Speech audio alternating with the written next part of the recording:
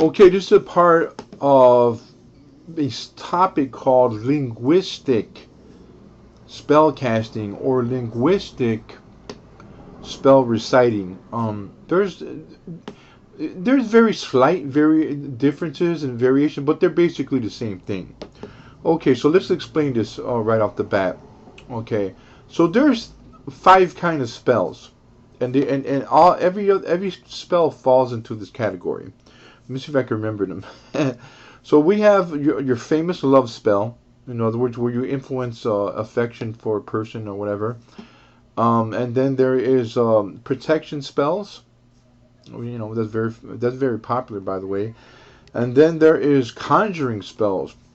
Probably one of the most dangerous things a person can do. Conjure spirits. Whether they're spirits from your family or demons or whatever. It's conjuring spirits. Okay, that's so far. That's three. And another one is self-help spells, which is empowering yourself. That's probably one of the best spells that a person can learn, because you can use reality and nature to empower yourself. And then the last one is the bad juju spell, as if you want a term out of voodoo or hoodoo, which means trying to inflict harm on somebody. So really, within those five categories, you have your spells. Okay, so um, so kind of related to the next topic, pandering. Occult pandering. A lot of the stuff is 90. Gee whiz, I'm gonna say more. About 95% false, fake. So most of the time that you see people on the internet who say they know how to do spells and stuff, they don't. They just don't. Most of the 9 times out of 10 they don't. And in a way, when you use your common sense, you can tell, because spells usually have to have a purpose and a meaning, and also a root where they come from. So let's research that for a bit here. So let's look at spells. Okay, now we already talked about the type of spells. Now let's talk about some of where they come from. Okay, and what time period they're coming from.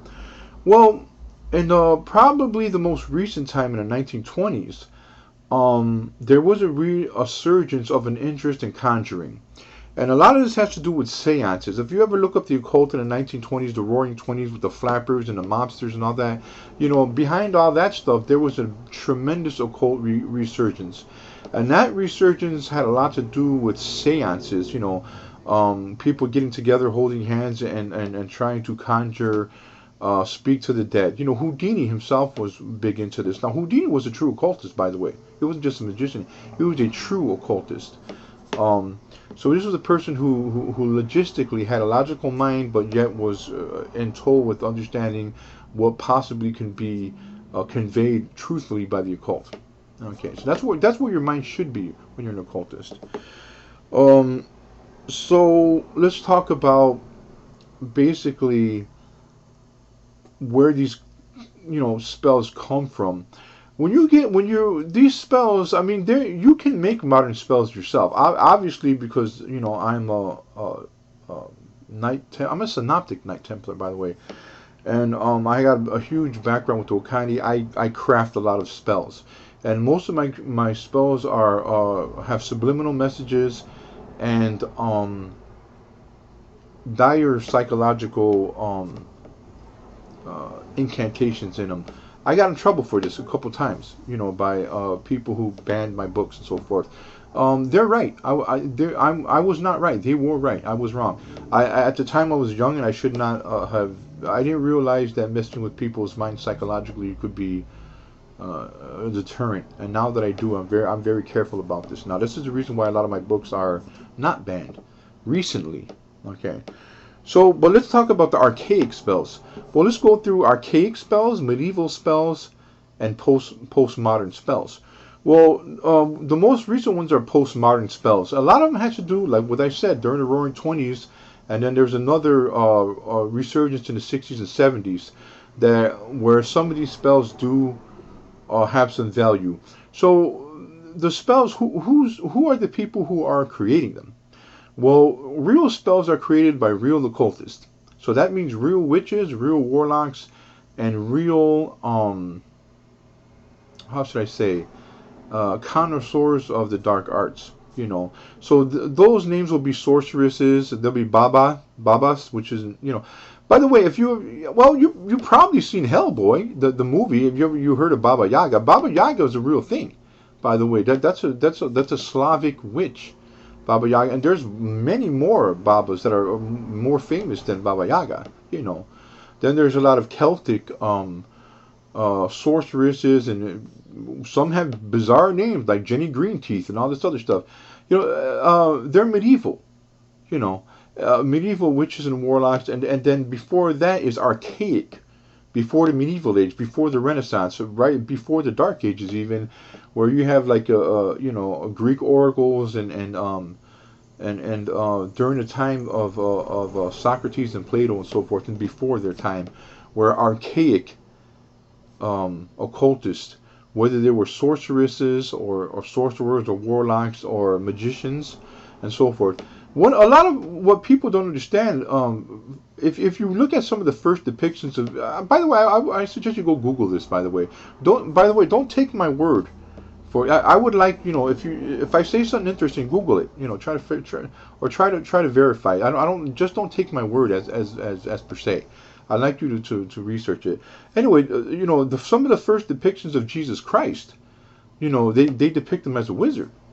You know, they have him, one of the first depictions of him raising Lazarus from the dead. He's holding a wand, like a magician's wand. I'm not joking.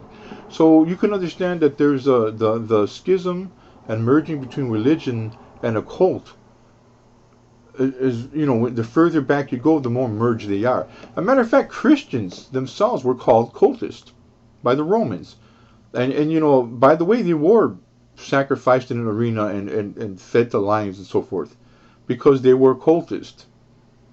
You know, the Romans said, you know, in other words, the mainstream religion was like religions of Saturn religion and so forth, and holidays and all this, Saturnus and all that. That was the main thing. That you know, that stuff was the mainstream, and Christianity was the little independent cults running around, hiding out in the shadows, as they say, which is not really true. But you know, the whole that part is not true, because Christianity had a very strong connectivity. Once again, this is why the Romans were killing them and so forth, because Christians, in all honesty, were the cultists at that time.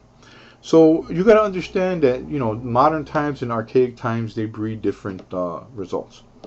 So linguistically, okay, you got to go back to what these spells mean, and for that you have to understand their original language. Okay, so I run into a lot of people who call themselves occult. I run into some modern witches that they're witches. They are witches, but sometimes they make a mistake of conjuring or reciting spells and so forth. If they get a hold of an ancient spell, most of the modern witches get a hold of stuff that's from the 1970s and 1920s. I only met one witch that knew a spell that was medieval. That was the original medieval spell. So I don't know, but so here's the problem. So modern witches think they could. A lot of modern witches and a lot of modern warlocks, they think that they could recite the spell or cast the spell using English.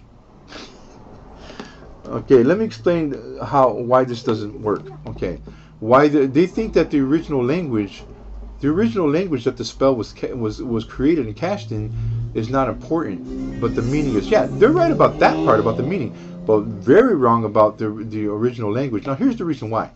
So let me give you an example. So if I'm gonna say one sentence to you. I went to the store. Okay, I just told you I went to the store. Now, if I wrote that in English and a person that didn't know English took it and they mistranslated to I bought the store, another simple sentence, how much meaning is being deferred? There's a lot. There's a tremendous difference from me saying I went to the store and I bought the store. It's only one word difference. So when you do these spells, when these people cast, you know, when the people get a hold of a good spell, the original spell, and they think that they can, you know, cast it or recite it in a modern language, it's stupid. No offense, it's dumb, because the original spell has a linguistic value. Now remember that word, linguistic value, because I'm going to explain what linguistic value is, and boy is it important. So I'm going to explain this real quick. Linguistic value. You know, when you have money, you got a quarter or a dime, and you turn that dime over, sometimes you'll see the paraphrase. Oh no, or the one sentence. You know, y plebras unam. Y plebras unam. You know, or in English, in God we trust. Latin based. Most of the post-archaic languages are Latin based, such as Spanish, such as English, such as Italian, such as Portuguese. You know, all these languages, when you combine them, they're Latin based. Okay, but that doesn't mean, you know, you just because they're related to each other that they mean the same thing. They don't. You know, this is the reason why a Spanish person in Mexico can understand Italian language somewhat, but doesn't understand the true meaning of it, because some of the words are they're non-dictative. In other words, they mean different things. Okay, so when you learn to spell, you're going to cast a spell or something that's archaic, you better darn well know the language. Okay. Well, some of my blogs, you see that I talk different languages. The reason why that is because I have to figure out what they mean and what the meaning behind them is. Now, here goes the part that's going to freak you out a little bit. Okay. So, linguistic value is not only what the word means. Linguistic value is how it makes you feel and how it's actually conducted, how it works. Now, I'm going to explain something to you that kind of freak you out a little bit. So one thing is that you understand what music is. So if you look up music or you Google it, it'll give you this definition about what music is. But a lot of times, pretty much almost most of the time, when you look up the definition of music, it excludes something incredibly important. Incredibly, music is the evolution of communication. I'm not joking. It truly is, and part of that communication is the way that we speak. I mean, not only what we speak, but I mean literally the way we speak. So I'm going to give you an example of how this works, and then judge for yourself if this is true or not. Okay, when you see, you know, a piano and a guitar. A piano is constructed to make music, but it's by its keys, the piano keys. And those keys are operated by what they call strings.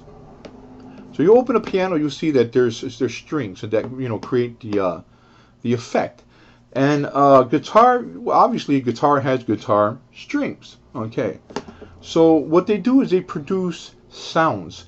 And when you produce sounds in a certain order and so forth, they produce music. And what's more important is when you produce music, it creates feeling. It creates the feeling inside of you. And if you add lyrics to the music, it creates understanding and feeling and merge. This is the reason why you have a favorite song. Everybody has a favorite song. And when you watch a movie, if you were to take the musical score out of some of your favorite movies, they'd have far less impact. Imagine the movie Rocky, you know, with Sylvester Stallone without the score. You know, imagine Star Wars without the score, without the musical score. If you don't believe me, go check it out. See how there's a defamation of feeling when you see this. So music is incredibly important about building up the feeling inside you and making you determined to do things and so forth. So music is it actually is the evolution of language. That's what music is. Okay, so now you got to look at your voice box. We have a voice box. We're not the only things that have a voice box. Matter of fact, a lot of animals have a voice box. And when you have a voice box, what it does is produces sounds, and it produces sounds through, what do they produce sounds through? Chords, vocal cords. And what are vocal cords? Lo and behold, they are strings. Sound familiar? It should, because music is produced the same way. As a matter of fact, singing is actually produced by your vocal cords and through the strings. We are not the only living things that do this. Whales, for example, you ever hear whales and whatever, weird whale songs, and they're actually called whale songs, and they're accurate because they are whale songs. Literally, they're literally songs to a degree, but they're also communication. You know, these things travel through the water thousands and thousands of feet, miles and so forth, in the water, and they communicate, through feeling and through vocal, um, conductivity, especially conductivity through water and so forth for whales. And again, we also, as living things in the world, we also communicate through our vocals, through our vocal cords and so forth. Okay, so you can understand that there's a huge, huge connection between music and our communication and the way we produce things. This is called linguistic, and the occult word, this is called linguistic value. Spells have to use linguistic value. So when a spell is made, and so let me give you an example. So if a spell is created in the time of Socrates and Plato, okay, and it's written in archaic Greek, Mediterranean languages, the archaic Mediterranean languages, or the languages of Athens and Sparta and so forth. When you recite those spells, they should be recited in the correct language that they were created in. Now, why is this? Because the spell is not only the words. The spell is the actual vibrations of the language that creates the resonance. So, in other words, the spell that if you recited a spell, an archaic spell from the time of Plato, and you did it in modern English, it wouldn't have the same archaic resonance. It wouldn't have the same feeling.